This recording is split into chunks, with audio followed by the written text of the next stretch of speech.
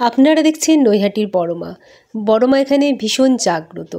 এখন বড়মা শুধুমাত্র নৈহাটির মধ্যে সীমাবদ্ধ নেই, সারা দেশের সারা জগতের জগৎ জননী বড়মা। কারণ এখানে দেশ বিদেশ থেকে বহু দর্শনার্থী ভক্তরা মার কাছে আসে। বড়মার কাছে যে যা মনস্কামনা করে সব পূর্ণ হয়। বড়মা কাউকে কখনো খালি হাত ফেরায় না। এরকমই এক ঘটনা, এক ভদ্রলোক এখানে এসেছিলেন মার কাছে এক মনস্কামনা নিয়ে। বড়মা কিভাবে সেই অসাধ্য সাধন করলেন সেটাই আপনাদের জানাবো। তার আগে বড়মার মহিমার কিছু কথা বলি। বড়মা এখানে দেখছেন অনেক স্বর্ণরূপ অলঙ্কারে সজ্জিত। বড়মার উচ্চতা এখানে 21 ফুট, অর্থাৎ মানুষের হাতের 14 হাত। নৈহাটি ভবেশ চক্রবর্তী মহাশয়ের বাড়িতেই মা রক্ষাকালীর পুজো হতো। উনি একবার রাসে গিয়ে বড় কালী মূর্তি দেখেন এবং ফিরে এসে তিনি ঠিক করেন যে বড় কালী মূর্তি তৈরি করে পুজো করবেন। তো মা তাকে স্বপ্নাদেশ দিয়েছিল 14 হাত বা 21 ফুট মূর্তি তৈরি করে পুজো করাতে, আর চৌমাথায় পুজো হবে।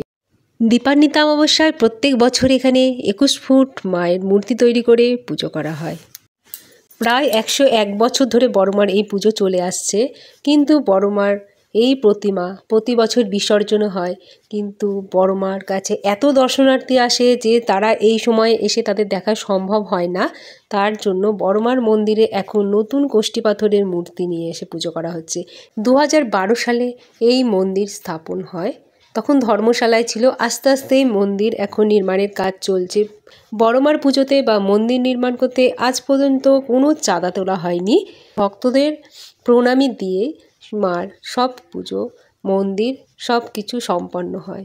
ভক্তদের সকল মনস্কামনা পূর্ণ হওয়ায় মাকে তারা ভীষণ ভালোবাসে। এখানে ভালোবেসে মাকে তারা গয়নায় সজ্জিত করে এবং মার কাছে বারবার ছুটে আসে। তেমনই সেই ভদ্রলোক এসেছিলেন মার কাছে, জানিয়েছিলেন তার ছেলের বিয়ে হয়েছিল, 6-7 বছর হয়ে গেছে, কিন্তু তার মনে দুঃখ যে তার বৌমার কোনো সন্তান হয় না। উনি তার বৌমাকে বহু ডাক্তার দেখায়, প্রচুর টাকা পয়সা খরচা হয়, কিন্তু কোনো পথ খুঁজে পায় না। তখন বড়মার কাছে ছুটে আসে। তারপর বড়মার হোমের কলা খেয়ে সেই আশ্চর্য ঘটনাটা ঘটল, অসাধ্য সাধন করলেন। তারপর সেই ভদ্রলোকের পুত্রবধূ সন্তান লাভ করলেন। এইভাবে মুখে মুখে মায়ের প্রচার হয়ে যায়। অনেকে এখানে এসে মায়ের হোমের কলা খেয়ে সন্তান লাভ করেছেন।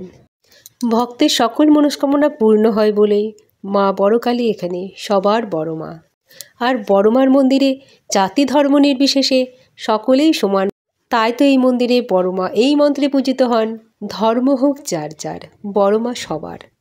বড়মার মহিমার কথা আরও জানতে এই চ্যানেলটা সাবস্ক্রাইব করুন, ভিডিওটা শেয়ার করুন। আপনার একটা শেয়ারে আপনার আত্মীয় স্বজন, পরিবার, বন্ধুগণ সবাই বড়মার মহিমার কথা জানতে পারবে।